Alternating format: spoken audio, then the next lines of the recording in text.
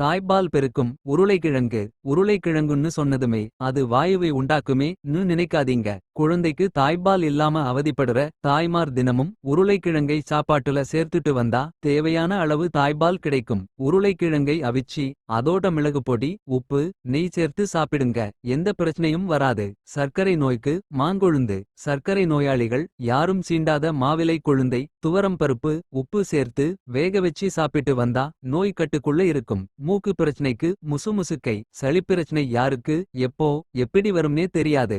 ஆனா பிரச்சனை வந்ததும் அதை ரொம்ப சுலபமா சரிபண்ண நிறைய வழிகள் இருக்கு. வேலிகள்ல வளர்ந்து கிடக்குற முசுமுசுக்கை இலையை காலையில தோசை மாவோட சேர்த்து கலந்து சாப்பிட்டு வந்தாலே நிவாரணம் கிடைக்கும். இந்த இலை சாதாரணமா எல்லா இடங்கள்லயும் வேலிகள்ல வளர்ந்து கிடக்கும்.